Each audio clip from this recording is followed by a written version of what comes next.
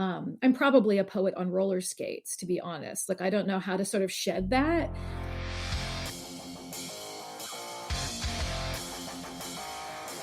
Hey CNFers, it's CNF Pod, the creative nonfiction podcast, a show where I speak to badass people about telling true stories. I'm Brendan O'Meara. How's it going? We have the uber poet Maggie Smith on the show this week for episode 365. Oh, she has a new memoir called You Could Make This Place Beautiful. It's published by Atria. This book is a stick of dynamite, man. Loved it. Maggie is at Maggie Smith Poet on Twitter and Instagram, and she has a great Substack where she talks all things writing and breaking down poems, many times her own poems. And can I share something real quick? So at the end of our conversation with Maggie, this took place a few weeks ago, I accidentally hung up the phone. Not exactly a phone to record these things, but you get it. And I had no way of calling her back to let her know that I had hit the wrong button. So as soon as we were done with the interview, I fucking hang up on her. See you later, Maggie Smith. I got what I needed. Now be gone. I was horrified. I broke out into a sweat, and I frantically was typing in electronic mail to her. I hit the wrong button, and I waited for about an hour, still sweating like a hog. And she wrote back saying she figured it was a technical snafu. And then I stopped sweating. Make sure you're heading over to BrendanO'Meara.com for show notes and to sign up for the Rage Against the Algorithm newsletter. It's now on Substack. Just click the lightning bolt on my website or visit rageagainstthealgorithm.substack.com.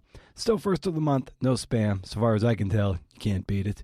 What with Twitter burying any tweet that has a link that takes you away from Twitter, I'm more and more inclined to just be done with Twitter altogether. This is how we rage against the algorithm. If you dig this show, consider sharing it with your network so we can grow the pie and get the CNFing thing into the brains of other CNFers who need the juice, man. You can also leave a kind review on Apple Podcasts so the wayward CNFer might say, shit, I'll give that a shot. Also, show is free, but it sure as hell ain't cheap. So consider heading to patreon.com/CNFpod and consider dropping a few bucks in the hat.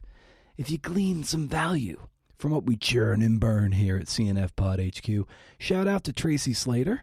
She's a new patron and someone who just signed a book contract. This podcast, along with a couple others, helped her through the process of the book proposal, and she has shared on Twitter that she's got a contract, signature and everything. Awesome. Congratulations, Tracy, and thanks for the support. I can't wait for your book to come out. Is it an overstatement to say that Maggie Smith is a national treasure? In this episode, we dig into our 3 a.m. voices, how her relationship to writing has changed over the years, and how she broke out the highlighters to help structure her brilliant memoir.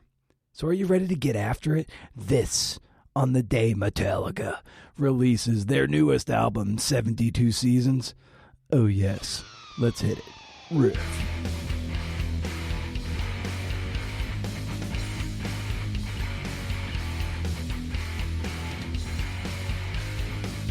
Of late, I have like what I like to call, it's an enemy of sorts, but it's my like 2 or 3 a.m. voice. And because I usually wake up around 2 or 3 a.m. and it's not a Same. Yeah, and I get hit with this voice, especially now since I'm working on something that actually has a concrete deadline. It's not a pleasant voice, and it keeps me awake and often gets me out of bed, and I have like no choice but to go to the couch and read or try to find some other place to sleep. And for you, it sounds like you get up at that time. Do you have that nagging voice of self-doubt that wakes you up at 2 or 3 in the morning, and then you have to somehow contend with that? I don't even know that it's a self-doubt voice. I think it's like a life overwhelm. Yes. To-do list.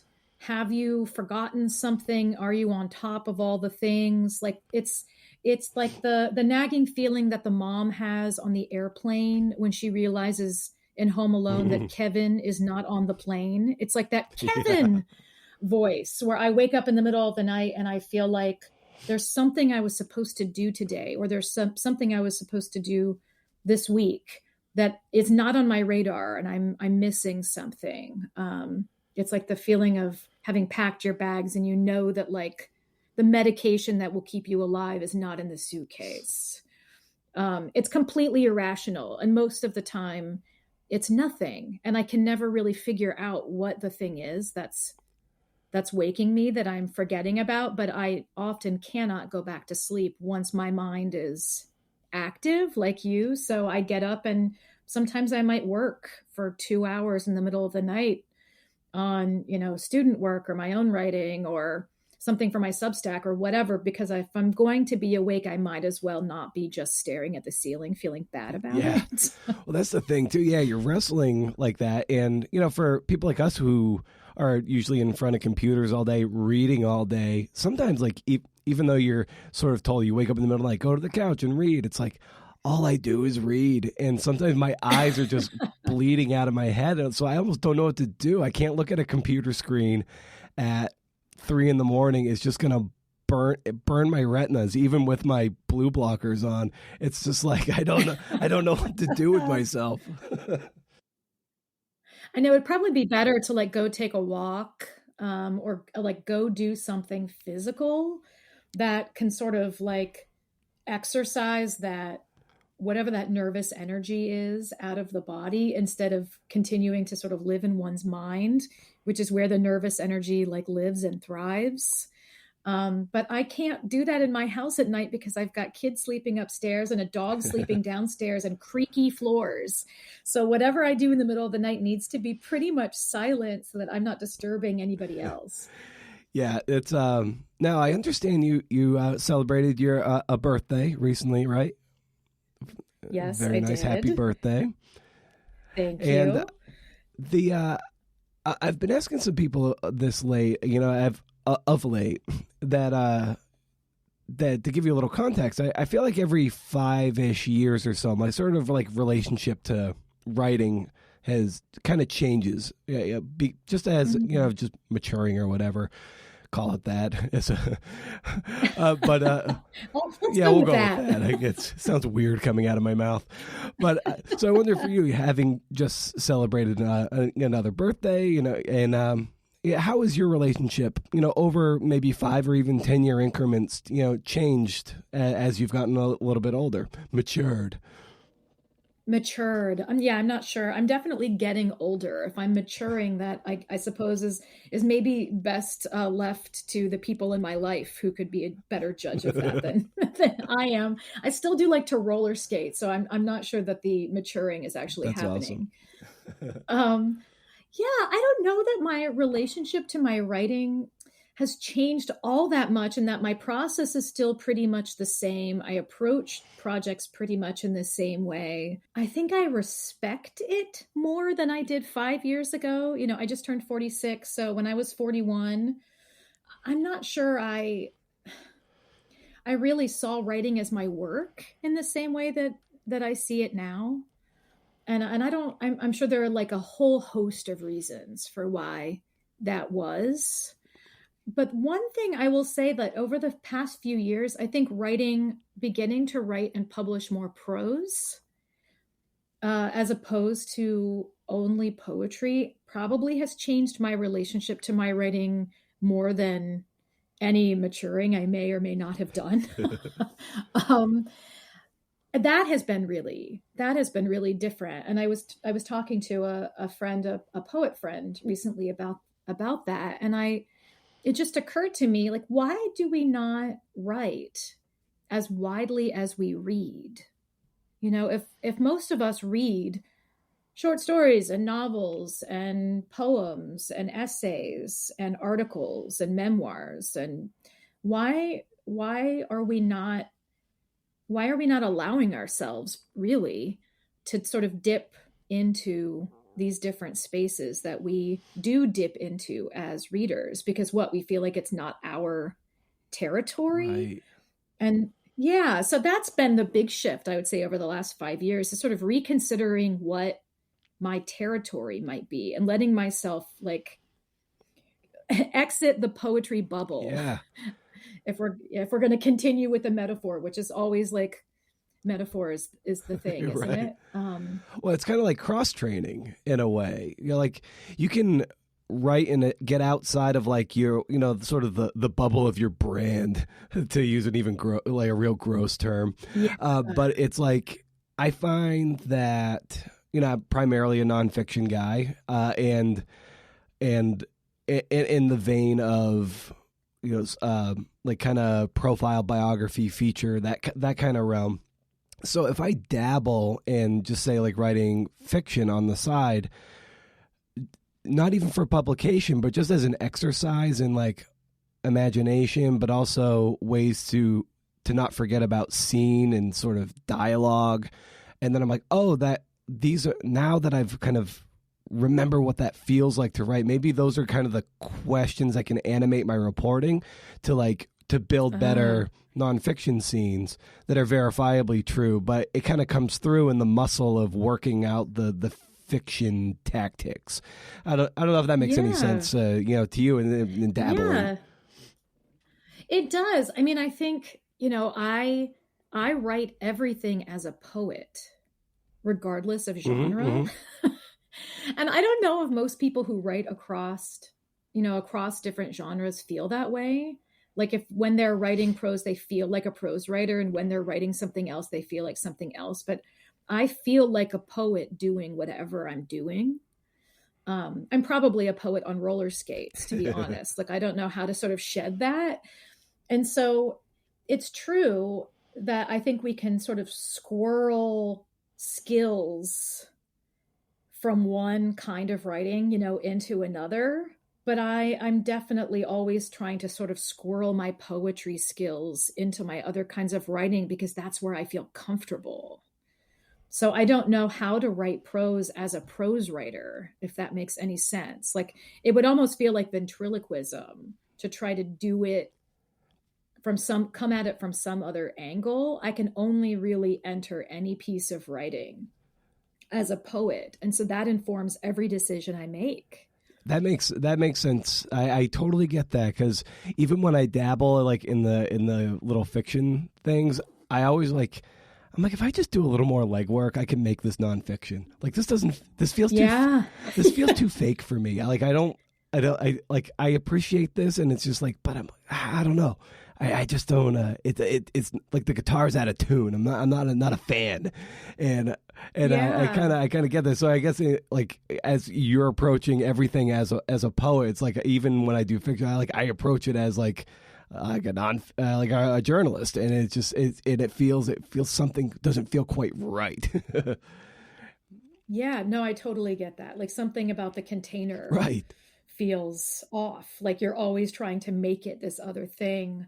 I mean, every time I sit down to write anything, because I've got a little scrap of language or a line or a sentence or an image or something, even a story I want to tell, I always try to make it a poem first. And it's funny because it becomes pretty apparent fairly early if it's going to work as a poem or if that container is like way too small, like literally too small to do everything that I want it to do. And then I need more real estate. So it needs to be an essay or a series of essays, et cetera, et cetera. Yeah, and a moment ago you said something about your comfort zone. Of course, is poetry, and you approach everything through that prism. And I believe it was just today in your Substack that came out that basically you said, like, right at the end, just to sum it up, you said, my 2 cents, don't get too comfortable. If you've noticed some patterns in your own work, it's up to you to keep pushing yourself in new directions and testing out new possibilities. So that seems to be something that's kind of on your mind, right? Oh, of course. I'm always thinking about that. I mean, it's funny. I think if we look at our work, if we can look at it like we're not ourselves, right? Like try to come at it from an objective perspective. If I flip through a book of my poems, I can like see visually what my comfort zone is as a writer. And even flipping through my memoir, I can see visually what my comfort zone is, which is I like to write small. Right? I can write something long by writing something small over and over again. I'm a whittler, so that's my mode. But I think it's helpful to know ourselves as writers and know what our sort of default modes are so that we don't get too cozy and risk, I mean, just creative and stylistic complacency because we are kind of copying and pasting a version of the thing we've been writing over and over and over again. And you know, we all I think travel over the same territory and material. You know, in some ways I've been writing like maybe the same 5 poems my whole life because I'm obsessed with a few big subjects and I'm always kind of approaching them in various ways. But I don't want to be, you know, falling into ruts stylistically and creatively where the poems sound the same and look the same and sort of like have the same rhetorical moves or the same narrative arcs over and over again. I mean, I don't want to bore myself, let alone the reader. Yeah, you don't want to turn into like the Michael Bay of poetry or something. I don't know. Michael Bay I mean, he's pretty set. Am I right? Like, he doesn't have to pay for his health insurance on the marketplace. So maybe I do want to be the Michael Bay of poetry. Exactly. Yeah. Where's your, like, we need some more Transformers poems out of you. Oh my gosh. Is that all it takes? Okay. It's the formula. So I understand. I love what you said a moment ago about like writing small, and even because when you write small, especially, I mean, it could be like literally in just in terms of like the word choices are even small and like not as, you know, polysyllabic as the word polysyllabic is, but it's like the vessel of those words can carry such a heavy punch. There's a density there, and I wonder if that's always on the forefront of your mind as as you said a moment ago too, like whittling down. Yeah, I mean, I think my revision process is really about making things more concise and more distilled. And so I'm always asking myself, like, what fat can I cut away? What connective tissue isn't necessary here? Like, would a juxtaposition do the same work? Do I need this transition material? What information can I get into a title that will sort of like allow me not to clutter up the essay or the poem with a bunch of sort of exposition, which is the enemy of lyric, you know? I'm always thinking about how to make a thing like boiled down, but not reductive, but boiled down in that like every bit is essential and there's not a bunch of extra stuff. And so to like approach something like a memoir where you're kind of shooting for a word count, which is something I've never done before. Yeah. I mean, it's sort of weird to get to your 40s and other than like a book review or an article for the Post or something, to have never really had to write a book to a you know, a guideline word count, because that's not how books of poetry are built. No one cares how many words as long as they're the right ones in the right order. And so the only way I could really approach a project as large as the memoir was to allow myself to write every individual piece the way that I do, which is by cutting the fat and thinking about what's essential and trimming it down, and then moving on to the next thing and treating it the exact same way, and basically sort of playing by poetry's rules, even though I was traveling into the you know, the wild frontier of the entire page and pushing myself all the way to the right hand margin, which is something I haven't done much in life. And when you were, you know, when you're originally conceiving of the memoir, what were some books, and maybe who were some authors that gave you inspiration, even a model for what you were hoping to pull off, perhaps? Oh yeah, that's a great question. I mean, I've read a ton of memoirs, and some of them I looked at and I was like, I don't know how someone did that. It's like how I feel about novels. Mm-hmm. Like, I don't know how someone did that. Yeah. And then I would pick up other memoirs and I'd say, oh, either this person is also a poet or they're writing in such a way that I, as a poet, feel like I'm being let in and I'm being shown a way that I can do this my way. So something like The Two Kinds of Decay by Sarah Manguso, who's also a poet. In the Dream House, Carmen Maria Machado. Safekeeping by Abigail Thomas. Definitely The Chronology of Mm. Water, Lydia Yuknovich. I mean, just like books that kind of gave me permission to not just tell the story, like deal with the content of the book, but gave me permission to do it as a poet and maybe in a sort of more lyrical, piecier way. Yeah, they're those books that you mentioned. I've read a few of them, and they are very distinctive. And I imagine that in terms of permission, like you just said, it gave you this idea like, oh, I can totally inhabit like my own voice and my own sense of self and make this memoir not look like anything else, but something that wholly came from me and only me. And I'm the only one who could have written this one.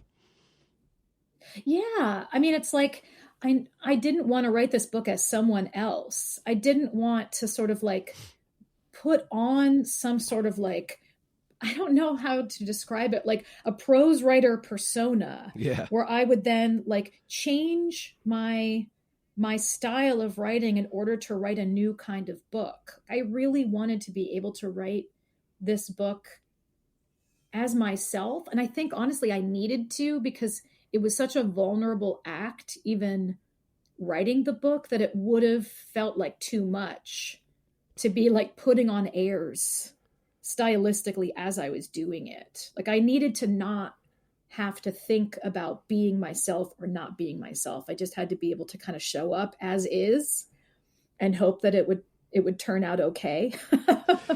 Yeah, and I wanted to get a sense of, your approach to it in terms of form and structure, because we're dealing with a lot of short chapters, and then there's, quotes and poems and like repeated beats throughout the entire book. So what was the thinking behind those stylistic choices? Yeah, well, when I write a poem, like my first thought is, how do I sort of best embody or enact the content in the form? Like I'm thinking about how the shape of the thing will actually shore up what I'm writing about.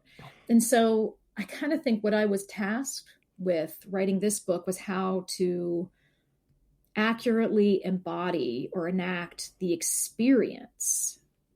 And so the experience was marked by, complexity and fragmentation and recursiveness and rumination. And so it was definitely more of a spiral or a series of waves, more than it was sort of a history book timeline.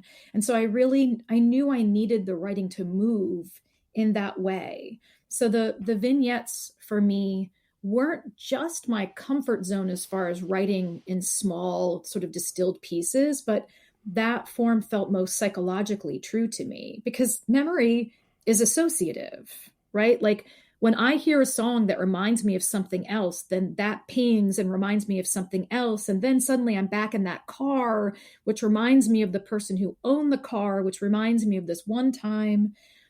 And that's not a straight line. That is almost, sort of a web or constellation.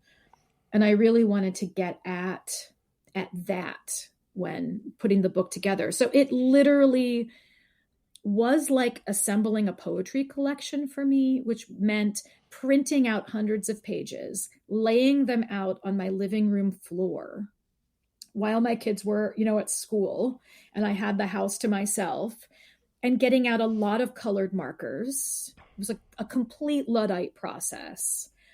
And like color coding the different threads as I saw them in the book, the quotes, the forward narrative, the flashback stories, the italicized parts that kind of mull over these metaphors, the sort of narrative threads where I'm thinking about plot and character and setting. And sort of like, okay, one thread was pink and one was blue and one was green. And then assembling the book so that the narrative is forward moving, but that no one thread drops out for a chunk.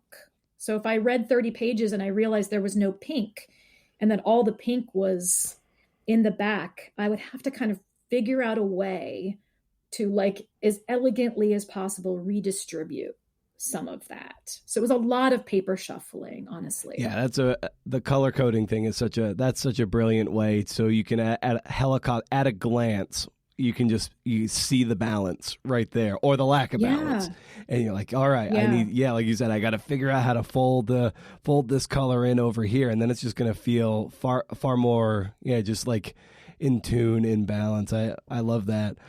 But I love, you say, you were saying that the paper things were like kind of a Luddite thing, but I think it's so important to detach ourselves from the screen and be able to hold things in our hands and to mark things up. Is that something you do quite a bit, even with your poetry, and how you kind of annotate and even edit?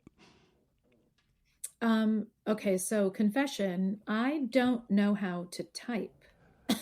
You're just a pecker with. I only use my two index fingers, and I always have. So I write pretty much everything longhand first until it takes enough shape for me to justify putting my two poor pointer fingers to work at my laptop, and then I input it.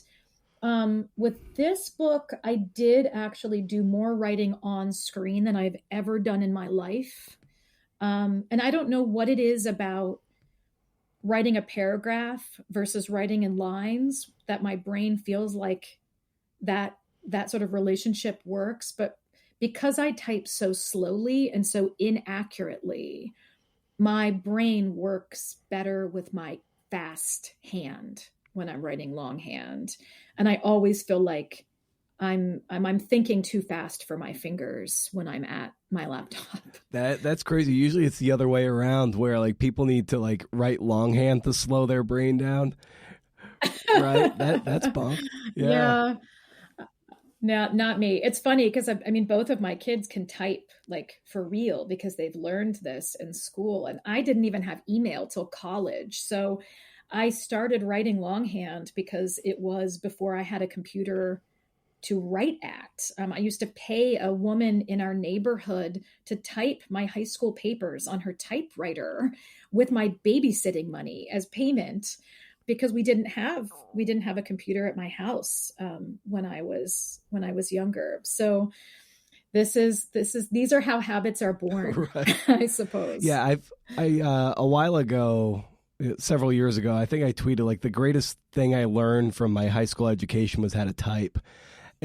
Oh, 100%. And like, I feel cheated. Yeah, like when you think about it, it's just like it's the greatest skill I've like really ever learned. And like someone snarkily said, like, oh, some public education. I'm like, well, what? I'm like, whatever, man. Like, this is the actual thing that I'm actually taking from my high school education that's actually like making me a professional. So it's like this actually works. It's a good vocation.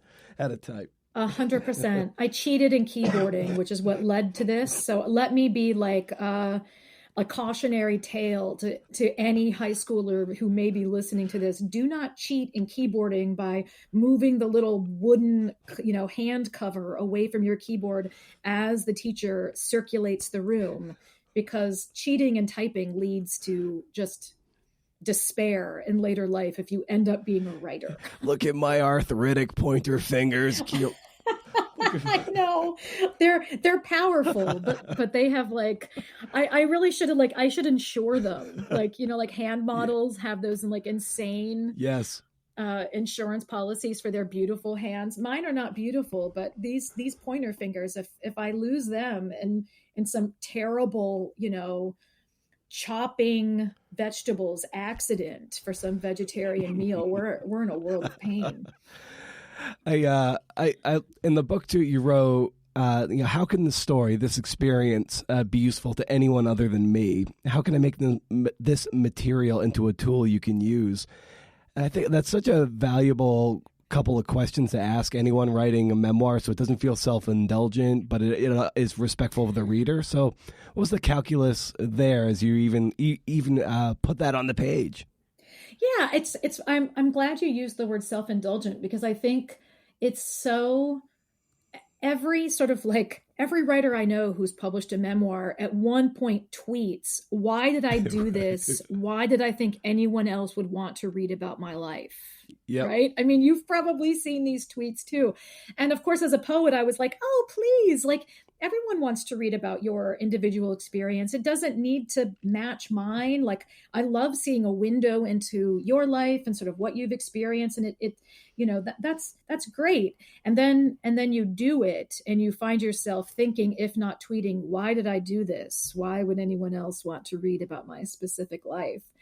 And so I think I got to a point in the writing of this book where I thought that, like, what, you know, I was really sort of having a conversation with myself about the value of sharing specific life experiences with a wider audience, many of whom, you know, these people don't know you at all, and who may not have shared or had any of these same experiences. And so what, like, how do I justify doing it, right? Like how can I make this useful for other people to justify doing it?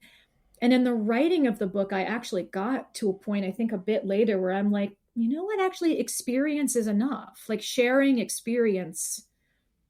human experience with other human beings is enough and is kind of instructive in plenty of ways, but it doesn't need to be useful to you in like 5 bullet point ways I can share to make you buy this book. It doesn't have to be quote unquote a tool for it to have value. Right. It doesn't have to be a self-help and I book. know that as a poet. Yeah. Like, I don't know why I never thought of that writing poetry. I never thought like, what am I really offering to people with these poems? And so I don't quite know why memoir felt different to me in that way. Like why I would even think that I would have to justify the sort of the process by having an end result that was quote unquote useful. Yeah, I wonder if it has to do with the time commitment to read a memoir versus, say, a few poems or even a poetry collection, which you can kind of, you know, depending on how you metabolize it, you could read in a day or you can choose to read it piecemeal. Maybe it does feel like, well, you're probably going to be spending an entire week and maybe several hours reading this. So you need to like know something of the secret sauce in the end. Yeah. Or like, what's the value add? Right. Like if I'm inviting you in and you're going to spend a day with this book, like, you know, I mean, I'm not offering recipes. I'm not giving you any, like, what's the value add? Like there is definitely a roller skating playlist in this book. That's a spoiler alert. So if that's what you're looking for, it'll be useful. But I think probably if I'm really honest with myself, and I try to be, I think it was probably coming from an insecurity about, you know, again, venturing out of my comfort zone, out of my bubble into a different bubble, and recognizing that the readership for that bubble is probably wider than the poetry readership, and wondering if I had the right to sort of like to do it, you know. As a writer, you know, primarily a poet or identifies as a poet, when you stepped out of the bubble, what surprised you, or what felt I don't know, just for lack of a better term, what felt weird about being outside of that comfort zone, that bubble? Yeah, I mean, I think with poetry, there's a speaker, right? So even if a poem that I write is in first person, it has an I in it. And even if the I in my poem has a dog and 2 kids, which I do, we are trained as readers of poetry and as teachers not to conflate the author with the speaker of the poem. So even if it's a poem about a woman and her 2 kids, and it's definitely like very close to me in my neighborhood, it's definitely my Boston Terrier, those are definitely my 2 kids, that's not how we talk about the poem. And so even if it's like flimsy cover, I've had it. all this time, where it's the speaker of the poem this, the speaker of the poem that. It's not me, Maggie Smith, writer of the poem. And so, venturing out of that comfort zone and into memoir and into personal essay, it's like, oh, okay, it's just me now. Like maybe it was fairly light cover in a poem, but now I don't actually feel like I have any cover. Like the I in this book is just me, the person that you can see at the grocery store if you're there at the same time I am. And so that, I think, was weird. The sort of like collapsing of speaker or slash narrator and writer. And one of the ways I made that less uncomfortable for myself was pulling in some of the kind of meta narrative and also writing some of it in third person, because I wanted to sort of play with this idea of like, what happens when we write as ourselves, and how is it maybe more comfortable not to? Like, if I had novelized my life, would it have been more comfortable to write this as he, she instead of I? And in some ways, yes, it would have been more comfortable, because again, you sort of writing a semi-autobiographical novel is cover in the same way the speaker of a poem is cover. Right. And at the start of the book, you have this wonderful Emily Dickinson quote that where she says, I'm out with lanterns looking for myself. And, when you put something like that right at the start, it really signifies something. So, what was the significance of that particular quote that really animates, what we're about to read? Yeah. I mean, my approach to this book was the way I approach any piece of writing, which is not knowing how it's going to turn out. Like all writing is discovery. I never know what I'm writing about when I sit down to write. I never know where it's going. I don't have the end in mind. Like I have no idea where I'm going. So I may just have enough light to kind of like get the next few steps, and then I can travel the next few steps with that light, and then the next few steps.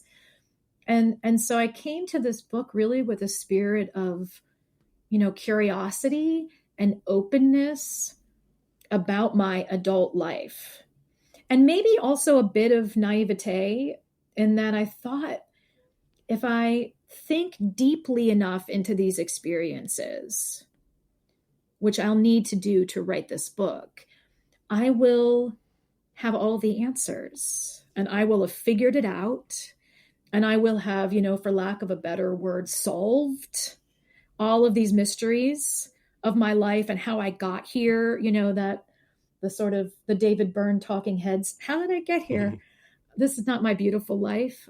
I really thought and sort of believed that some of this was solvable, at least in my own mind, if I really put the time and energy and thinking into it.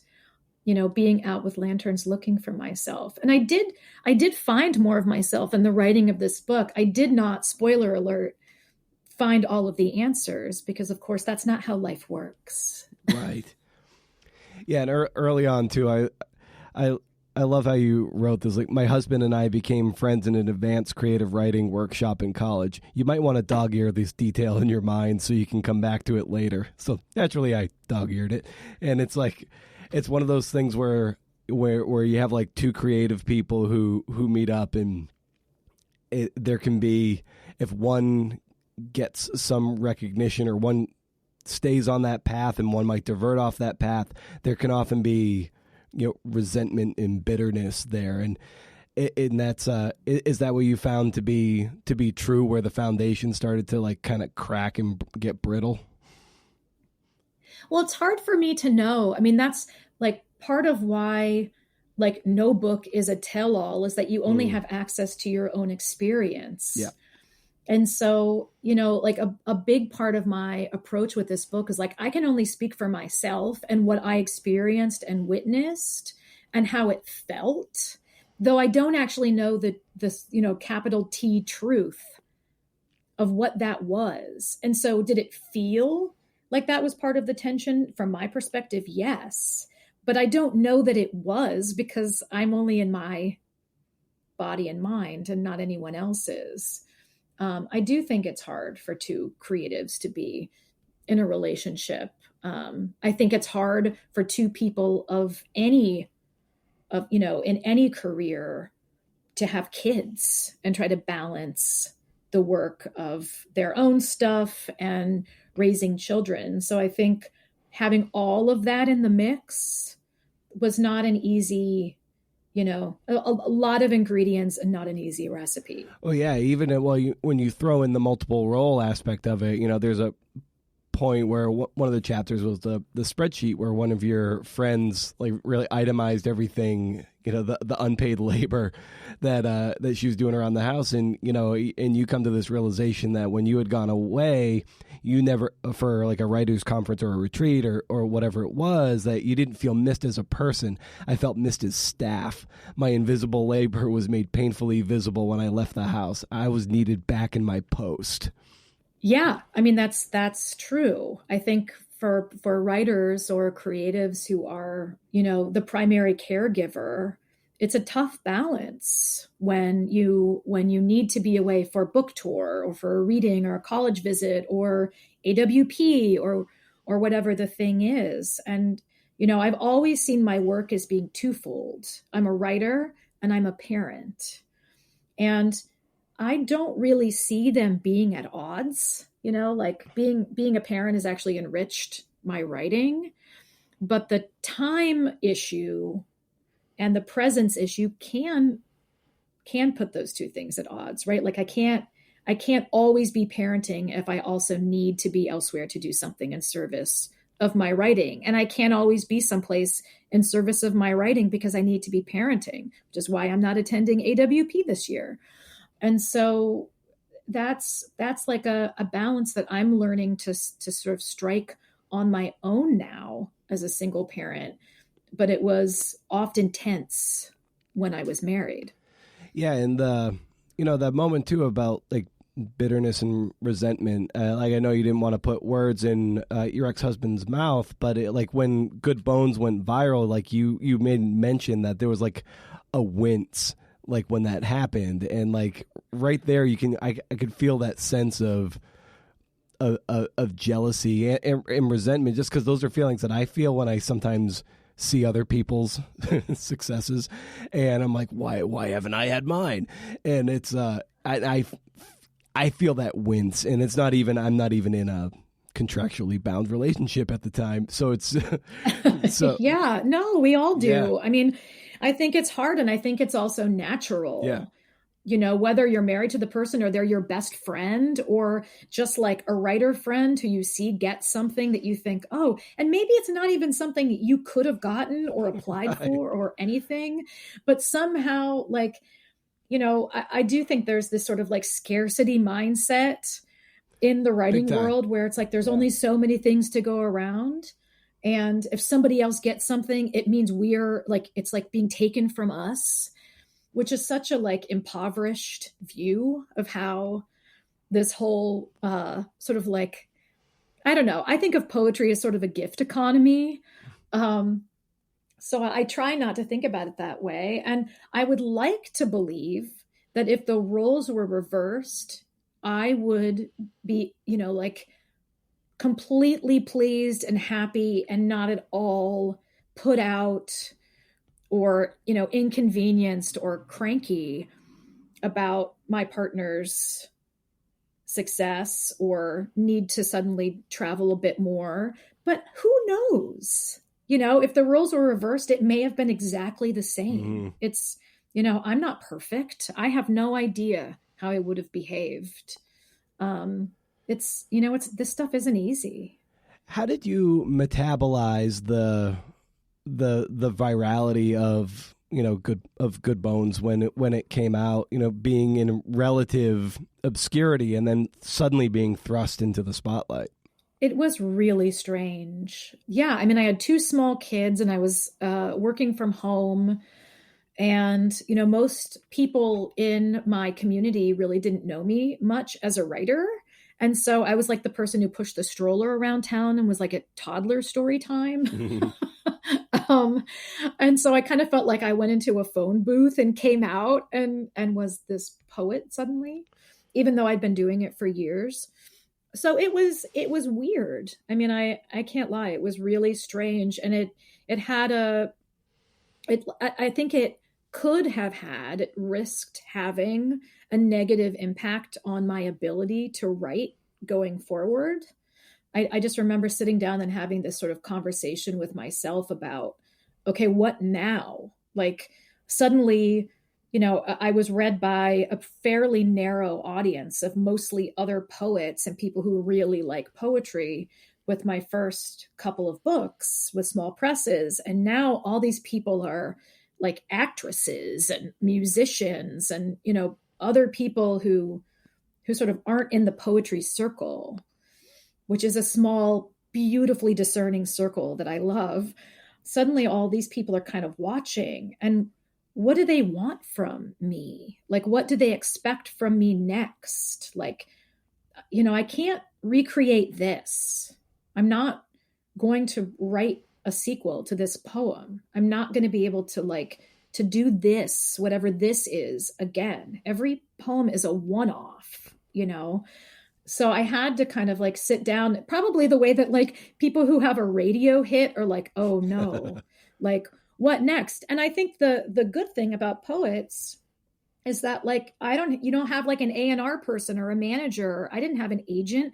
I didn't have anybody telling me anything. And so there was absolutely no pressure to like capitalize on this or monetize this or like now we need to make your next, quote, single sound like this because that's what is getting radio play and that's what people want. And so I just sat down and basically said, well, I can completely be paralyzed by this because I don't know what is worth writing next based on the success of this poem, or I can pretend it never happened. And so I just pretended it never happened and started writing poems about sticks and stones, quite literally.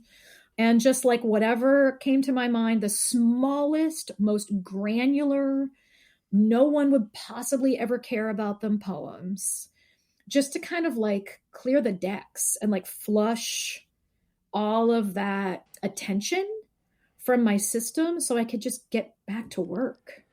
And and the name of your memoir derives from, basically the kicker of the poem. So in a way, it kind of brings the poem back up to the surface and probably going to reintroduce it to an entirely different audience. So in a sense, was there a hesitation to have a callback to the poem as the title of the book, or do they feel in some way together entwined?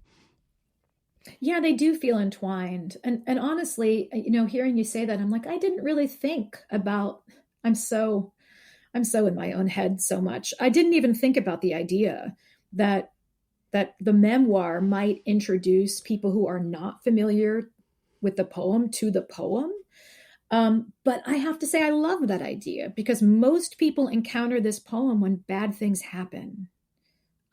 Most people, I think, encounter Good Bones on the internet when someone tweets it after yet another school shooting. So I like the idea, frankly, that someone could have like a more sort of joyful introduction to the poem that doesn't have to do with a tragedy in the news. There's a wonderful Rebecca Solnit quote that you use in the book too, where she writes that writing is work that can hold up its head with all other kinds of useful work out there in the world, and it is genuinely work. And I just love that as an ethos about how this is, craft and work, and just like you were saying earlier in our conversation, like whittling things down and getting things down. That it is work. And I wonder what about that like really resonated with you?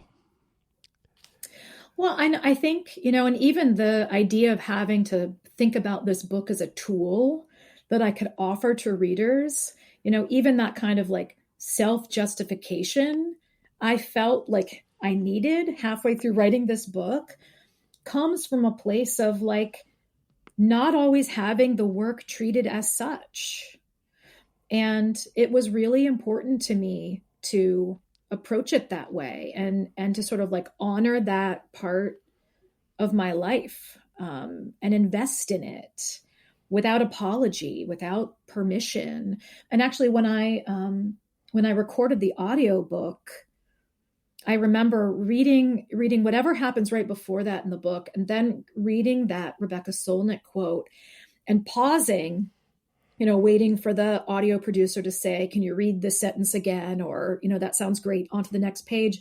And it hitting me that some of these quotes, particularly the quotes by women writers that are peppered through the book, it's like I had this like wonderful gang of people also speaking on my behalf. And it was the strangest experience. It's like, and not only do I believe it's work, but here's Rebecca Solnit also backing me up, saying that it's work. And not only do I feel this way, but here's Maggie Nelson saying that she also felt this way. And it felt really powerful to me recording the book, having these voices in particular of other women who do what I do, because it is work.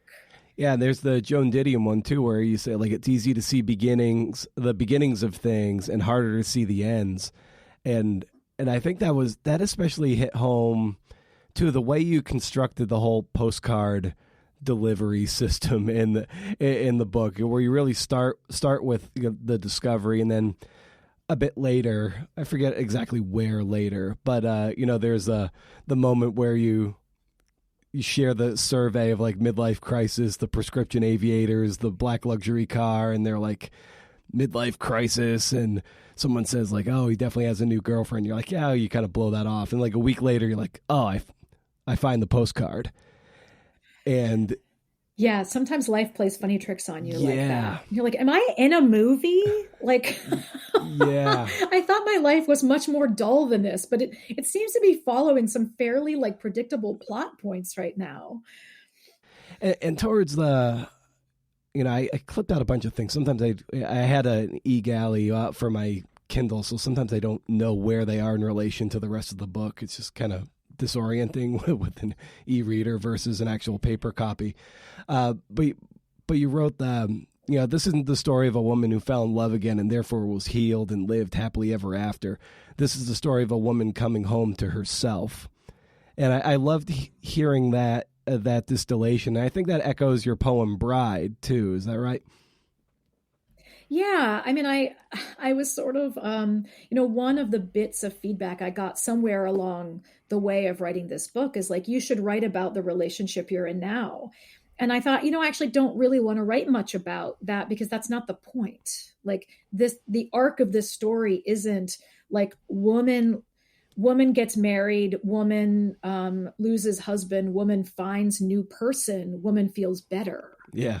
Like that's not the story arc here. Like I don't even want to let people read into that might be the story arc here, because it's just simply not it. So it felt important to me to like pull the reader aside and just be like, listen, if you're tempted to think that this is how this is going, please, that's not what's on the menu here. I think it also underscores, just given the form and the structure of the whole book about selection and what you choose to share and what you choose not to share, other points of views, you openly say like, I'm not going to tell his side. Like, this is my story, and we're going to stay with me. Like, love it or not, you're staying with me. Yep, that's right. Yeah. I mean, you can't talk for other people. I don't know how, and I wouldn't want anyone else talking for me. Like, I'm not revealing my kids' interior lives in this book either. I think like I set up sort of boundaries in life and boundaries in writing. I had to set up parameters for myself that I was comfortable with. And I realized that probably there are readers who will want more in certain moments in the book and who aren't getting more because, it's a memoir and not a deposition. And so I'm not actually required to give everything. Absolutely. Well, Maggie, there's so many more things I definitely could have dived into, and I want to be mindful of your time. And as I bring these conversations down for a landing, and I hope the sort of confirmation notes got to your way, where I like to ask for people for a recommendation for the guests, for the listeners. I'm sorry, my brain is still all fucked up from the flu. It's so like a recommendation of sorts for the listeners, and that can be anything that you're excited about that's just bringing joy in your life, or whatever that you might recommend for the people out there. I love this idea of recommendations. This is a really good thing. So I have an advanced reader copy of Matthew Zapruder's new memoir. It's called Story of a Poem. He is a poet, and this is a book of prose. So you can probably guess from our conversation that I'm super into it because I love when poets write prose. But it's such a moving book, and it's really about. I don't want to give too much away, but it's about writing and about sort of parenting a child with special needs and how those two things sort of inform each other. And it's just a beautiful book. So I would love to put it on people's radar.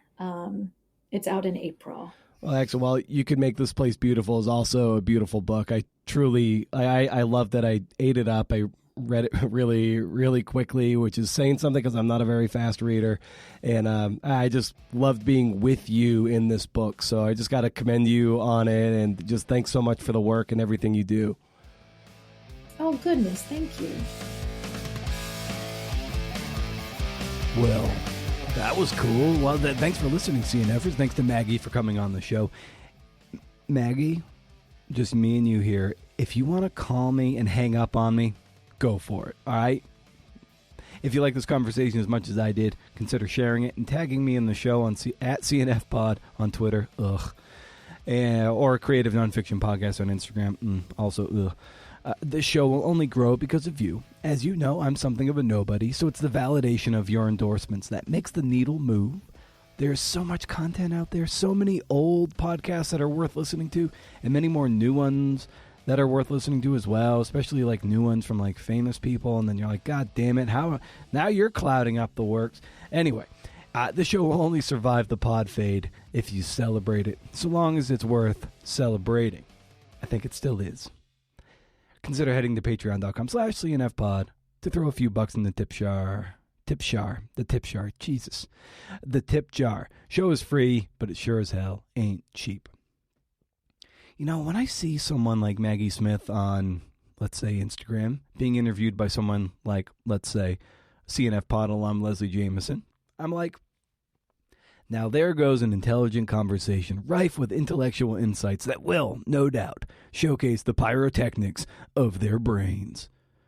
Then there's CNF Pod. Something's come across my transom. Sometimes when I'm editing these things, I'm proud I'm not an academic type. Someone stilted and wooden, earnest, wearing flat front khakis and a form-fitting blazer. I also like that I'm not a teacher, not because I don't respect teachers. Love me some teachers. But there's a diction teachers adopt, and whenever I'm around academic types, I can discern a sort of performative intellectualism that has more to do with proving what they know at the expense of what I don't.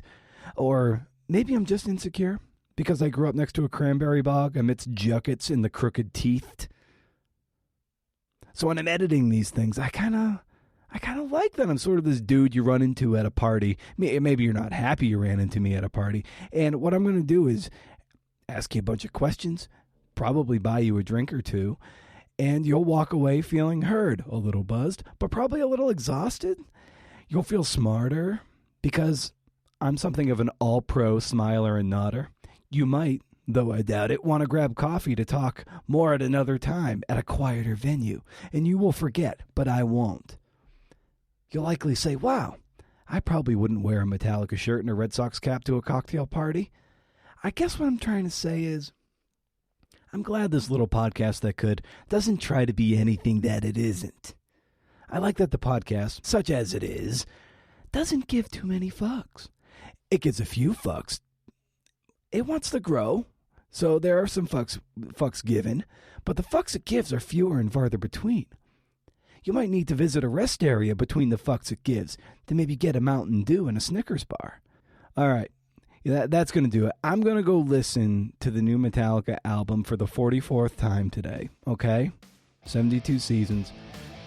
If you're streaming it right now, odds are so am I. So stay wild, CNFers. And if you can't do, interview. See ya.